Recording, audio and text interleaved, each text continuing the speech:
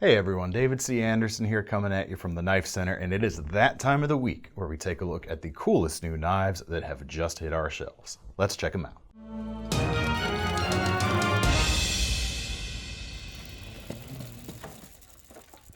Well, it's kind of a colorful day over here at the Knife Center. We've got some knives we're going to start out with this week with some pretty vibrant colors. And we're going to start with Victorinox. And every year they release typically 3 models from their Swiss Army knife range with 3 Alox models with a color that's only good for that particular year. And they've continued to do that. And this year, the 2021 models have this really vibrant orange look going on. It's I say it, you've heard me talk about it when I talk about our red Alox models that we have here at the Knife Center. They do their colors really well. There's a vibrancy, there's a shine, just a nice reflectivity to it that few other companies do as well. That's certainly the case with the orange color here. Cameras honestly aren't going to do these things justice. I'm gonna try though. He's gonna try though, but yeah. Don't believe him, believe me. But we've got 3 models here. Actually, let's start with the smallest. We've got the classic SD Alox, nice and super slim, great keychain carry. In my opinion, even a little bit better, if you're gonna use this knife, better than the standard Celador or plastic scaled models because it's a little bit thinner and it's gonna stand up to a use on your keychain a bit better. It won't get quite kind of as battered if you're carrying it as a keychain knife. And now this really cool orange color, you got the 2021 there on the back. These come in at about 40 bucks. We've also got the Pioneer X coming in at about 70 bucks. That of course takes all the tools that you get on the standard Pioneer, but adds that nice pair of scissors. You can also check out our Knife Center exclusive versions of this in black and red if you're not a fan of the orange, but I'm quite a fan of that orange.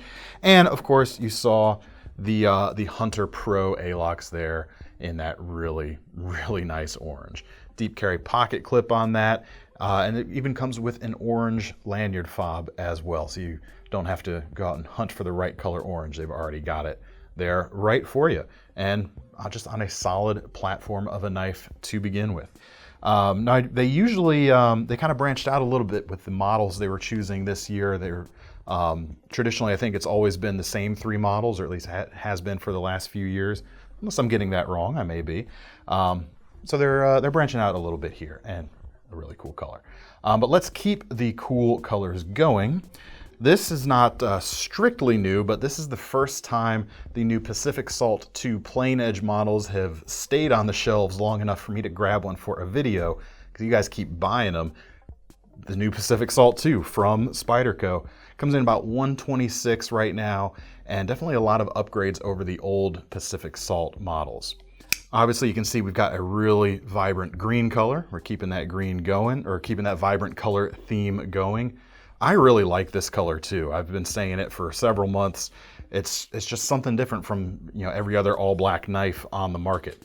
Now, if you're not familiar with the Salt series from Spyderco, it's essentially what they go for a rust-proof or near as can be rust-proof knife. Stainless, of course, in broad terms doesn't mean stain-proof. It means it stains less. Few options out there truly are just about stain-proof, and this is one of them. First and foremost, you've got LC200N steel here, which is a really excellent steel. I've used it on a Spyderco as part of my EDC rotation. I've been a big fan of it. A bit more edge retention than their H1 steel. We've got a full flat grind, nice cutting profile overall, decent enough thinness on the stock, so it's very efficient. And one of the things where it breaks a little bit from the Endura, which essentially this is an Endura-sized knife with the salt treatment, they drop the tip just a little bit more, so it's not quite as pointy. Again, in a aquatic scenario, which these are of course going to perform well in, that slightly blunter tip is going to be useful, or appreciated, I should say, when you're out on the waves. You can certainly get in underneath things a little bit easier without jabbing what's underneath, so it's going to be good if you need to like rip a wetsuit off or something like that, or you're doing some fishing, cutting line, that sort of thing. Now the handles, again, essentially Endura sized, but no liners like the Endura. So in order to compensate with that, or furrow that a little bit, they went a little bit thicker on there instead. Now what you get because of that is a very lightweight knife. I mean, this whole thing is just 2.5 ounces. That's a lot of steel for such a low weight, but you've still got a nice, a slightly thicker grip than the standard Enduro, which some people are going to prefer. And going back to kind of the mission of the Salt series, them being as close to rust-proof as they can possibly get, all the components in the handle are up to the same standards. They didn't go with like a threaded steel here for the pocket clip that's going to corrode. Everything out here should stand up really well to some harsh water, salt water environments. All right, next we'll go from nice and colorful to the complete absence of color with the new Spyderco Autonomy 2. Automatic knife coming in about $245 right now. Now this knife also uses that LC200N steel, about 3.5 inches of it on the blade itself, but a very different mission from that Salt. Obviously, tactical uses are in mind, being as this is almost completely blacked out. You do have a few areas where you get a little bit of reflection. There's a stop pin here, the edge itself, of course. But the lasering that they put on this is not super bright. They didn't go like through the coating. You have almost a kind of a coppery, shiny black look going on there. So something kind of in between reflective and not. But in keeping with the tactical mission of this knife, much thicker handles here, really easy to hold on to even if you're wearing heavier gloves. And speaking of gloves, that button is actually maybe a little bit different than most other autos out there, but again, mission specific in this case. It's a nice raised button with a sunken center so that it's going to be very easy to get traction on, again, if you're wearing those heavier gloves. Of course, you've got the secondary safety here right behind it in the G10 handle scales there, and that's going to work in the open and closed position. But I'll go ahead and close that back up. Takes a decent bit of pressure to close it in there, but the result is you're going to get pretty resounding action. Not super fast, but it feels very strong. Being an auto, this is made in the USA as well. And one of the things I like about it in particular is you've still got that really nice Spyderco geometry. Thin enough blade stock, full flat grind. So they didn't sacrifice everything that they're known for, everything they do very well, just because it's an auto. You still get that really nice slicing performance. All right, next up we've got the new Wharncliffe Manbugs from Spyderco coming in just over $55 right now. Manbug, of course, is essentially the same length as the Ladybug series, but just a little bit wider in the midsection, like a lot of guys out there, myself included. Gives you, as a result, a little bit more to hold on to, and which is a good thing, especially on this knife. Get into the handle a little bit. It's kind of just a 2.5 finger grip, but because you've got a little bit more girth there, or a little bit more height, and you've got Spyderco's bidirectional texturing, it actually feels pretty secure in the hand, given it's only a 2.5 finger grip. So really putting a hard-working Wharncliffe shape on a knife like this, just under 2 inches there, feels appropriate. It feels like you're actually going to be able to put that to the kind of use you might want to put a heavier cutter like a Wharncliffe through.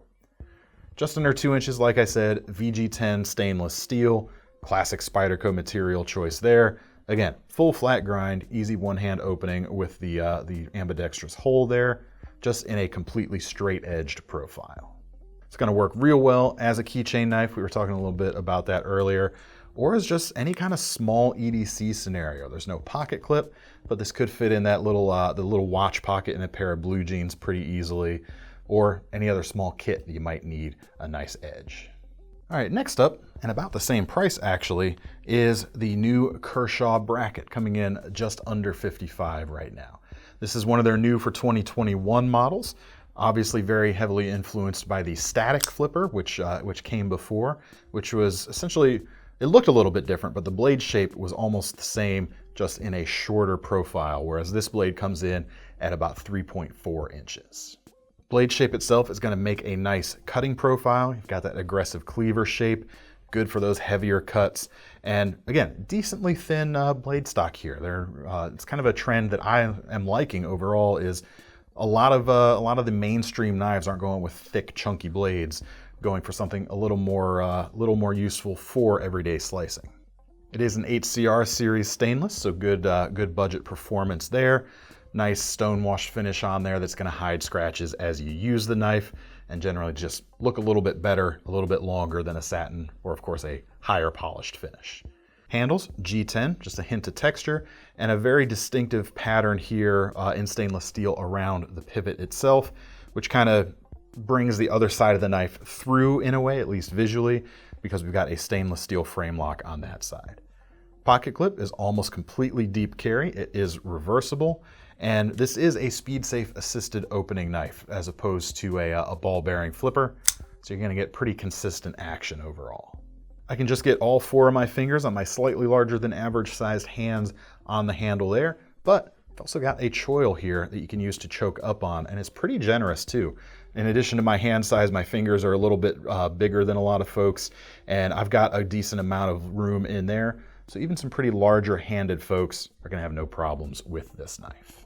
And we've actually got another assisted opening Kershaw here, and I think between the two, this is actually a little bit more of a performance bargain in that the price is $5 cheaper. This comes in just under $50, and instead of 8CR, we've got a nice D2 blade steel here. Obviously not as corrosion resistant, but you're gonna have a much longer lasting edge overall. They did go ahead and give it a black washed finish, which is gonna help a little bit with that corrosion resistance, since essentially the black wash is essentially forcing a patina onto the surface of the steel, and then it gets tumbled like a stone washed blade was to get that distinctive pattern. I really like the blade shape here overall as well for pretty much overall general use. 3.5 inches. It's, I guess technically a clip point in that you've got a straight clip here, but it's essentially, like to my eye, it fits into the kind of same category as the broad drop point blades that I gravitate to. Again, decently thin blade stock, high flat grind, good slicing performance overall. Handles here are stainless steel on both sides this time, not G10, with a gray PVD coating for a little extra protection there. And again, you got a nice kind of a distinctive pivot treatment here on the front. Actually, it's covering, the steel piece is covering up the pivot on the front side. You don't get that on the back side, just get that nice gray PVD and a deep carry pocket clip here that is pretty truly deep carry. And again, like I said, SpeedSafe assisted opening, nice flipper, good consistent action. All right, next up, we've got a couple new CIVIVI knives. We got a new flipper, actually flipper thumb stud combo knife. This is the Keen Nadder, the Keen Adder. No, there's an extra N in there. 3 different versions. We've got black G10 as well as a green canvas and a natural or brown canvas micarta, coming in starting just above $72 right now. Blade, about 3.5 inches, just like the last couple of knives, but N690 steel in this case. Good stainless steel performer on the upper end of the kind of budget to mid-tier stainless steels available these days. We've also got a Tonto profile here, something we don't see much of in CIVIVI's lineup, but there are a few more designs coming out soon. Nice recurve section here at the back, and a slight amount of belly here on the front bevel. We are also hollow ground on that rear section, and it does feel like a flat there on the front as well, so you get a true compound grind there as well.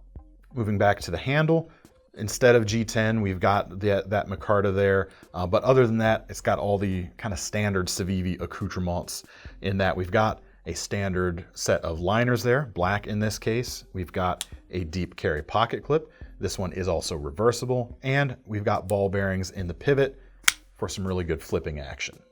Now, if you'd rather not flip, you do have those thumb studs as well. They work really nicely, and it kind of looks like they're movable in that they seem embedded in this this fuller that's integrated to the spine of the blade there, but these are fixed. You're not actually going to be able to move those around if you were thinking about that. But I don't really feel like you do need to move it around because, like I said, it works really well. I think they're in just the right place for some good flipping. All right, next we've got another new CIVIVI, and in keeping with the weird spelling convention of the previous knife, this is called the Planck with a CK on the end. Obviously, got some karambit influences here, but much more designed with EDC as a primary purpose and self-defense kind of as the backup purpose, I think, as opposed to a hawkbill bladed karambit typically is. These come in just under $50. Construction is D2, and we've got a stonewashed and a black stonewashed version available, both the same price.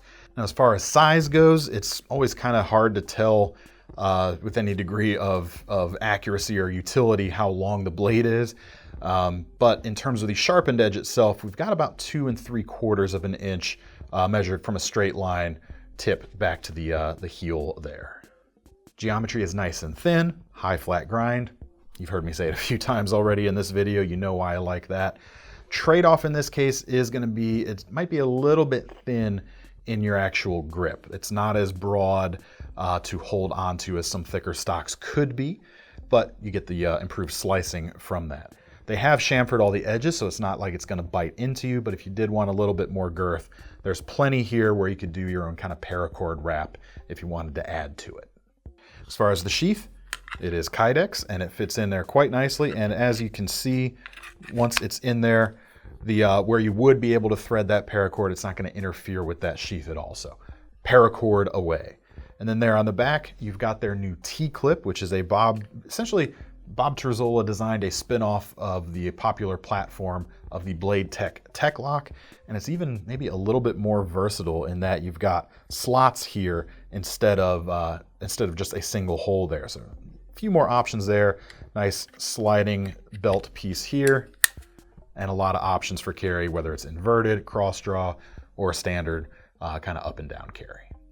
All right, moving up to We Knife Company, which is CIVIVI's kind of parent brand. They produce a more high-end knife. This is called the Peer, P-E-E-R. Again, with having to spell out some things here because of the sounding. I'll give you 2 seconds to guess who this designer is. Ostap Hell, you got it. Very distinctive Ostap Hell styling here. Pricing on these start about just a bit above $215, depending on which onlay option you get. This particular one is about $221 right now. Blade length, about 3.5 again, 20 CV blade steel here, and I really like this particular shape for a light to medium duty EDC blade. The narrow profile is going to be very useful in terms of getting into tighter spots than you could with a broader blade, and the fact that it's essentially it's kind of mimicking a dagger style blade, but you can kind of think of this top bevel as one big long swedge, which is going to relieve that tension point or drag point of the spine. If you do happen to be going around a corner, going around a curved cut, it's just going to be a little more efficient overall. Plus you got a great steel like 20 CV to keep the edge held nice and long. This is a titanium frame lock flipper. It's got all you would expect from that style of knife in terms of ball bearings, over travel stop, that sort of thing. But it's the onlays of these knives, although actually, I guess technically it is an inlay. It is kind of carved out just a little bit, as you can see from the spine there, or the butt of the knife. G10 options start at the lower price, like I mentioned, but I really like this one, which is actually a hand-rubbed, or a patinaed and hand-rubbed brass inlay.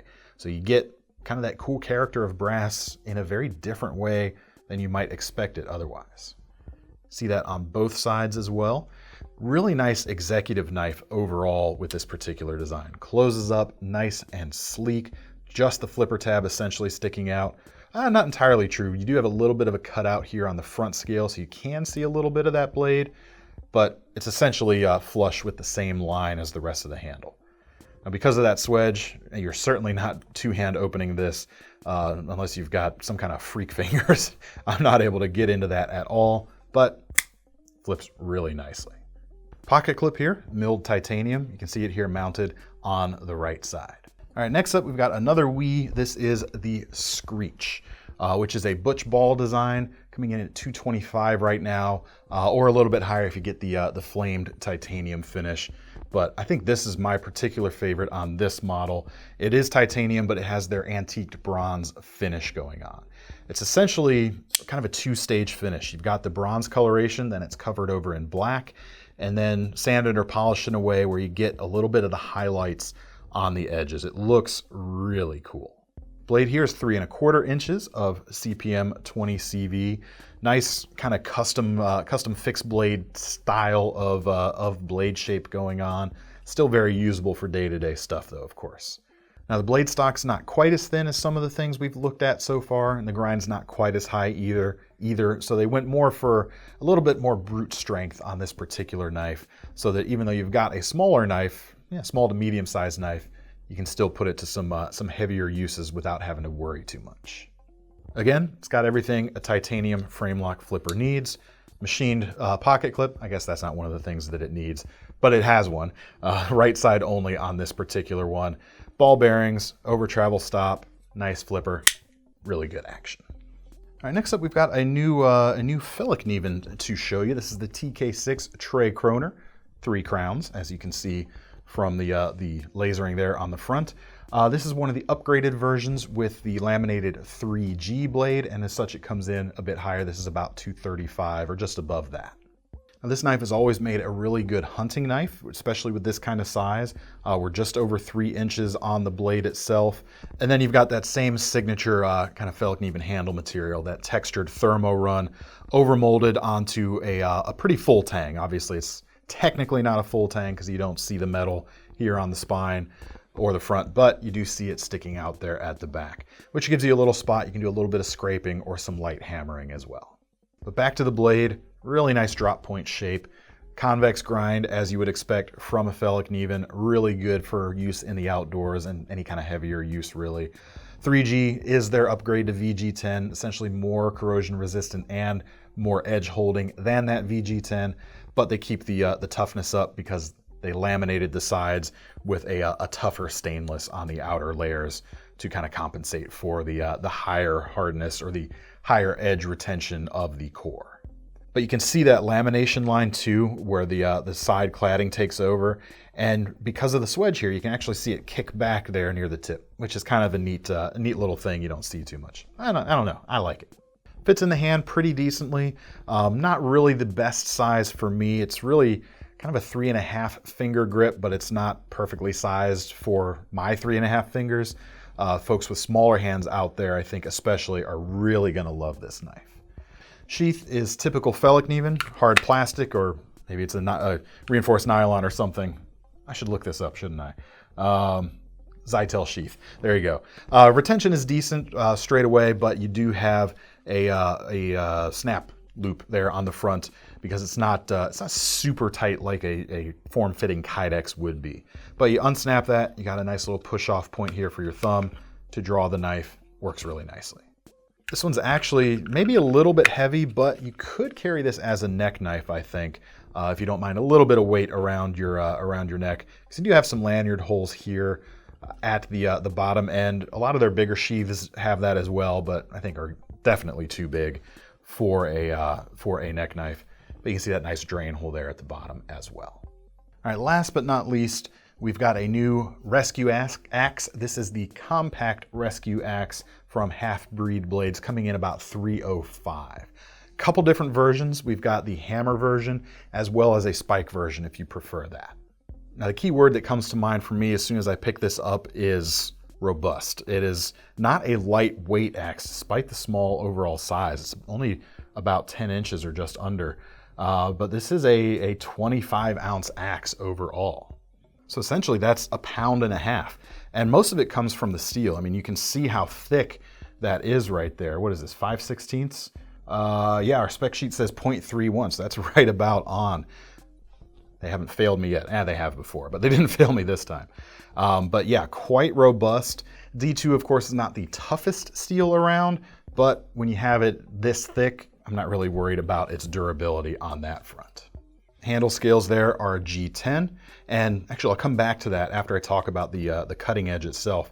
About 2 3/4 of cutting edge, but they do give you essentially a nice beard here, or a cutout in the beard where you can get up behind it and use it for some finer tasks if you wanted to. And on that front, the handle scales here I think are really noteworthy. You've actually got 2 swells going on for 2 different hand positions on that G10. Both back here in your standard chopping grip, as well as up there right behind the head, so you can get a real comfortable hold and nice control over that edge. I'm kind of racking my brain to think of anyone else that does this or does something like this. There may be someone out there, so if you happen to know, drop it in the comments, but I can't think of any right now at the moment.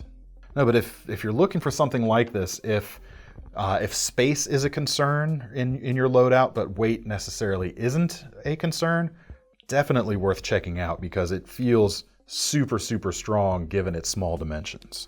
Now the sheath here is Kydex, And you kind of, the hammer one anyway, you kind of hook the hammer head back in, and then you can rotate it into position. Comes with a nice retaining strap here, which actually has a pull the dot snap, so it's not going to come unsnapped unless it's pulled in the perfectly straight direction there. And one thing you'll notice is there's these 3 holes here. These are actually threaded for the sheath or the belt or pack mounting system, which is currently attached to the other side. You've got a plate, which you can then attach these particular clips to. Pardon me, there we go, 2 hands are better. Kind of dots Molly style of clips. It also comes with a Tech-Lock style, not an actual Tech-Lock, but a dots modular locking clip as well. So plenty of options to suit pretty much whatever kind of gear loadout that you need, whether you're on the job or you're just out there having fun. All right, that's all I've got time for today. Make sure to let me know what your favorites were down in the comments. And if you want to get your hands on any of these, we will leave links in the description to take you over to KnifeCenter.com.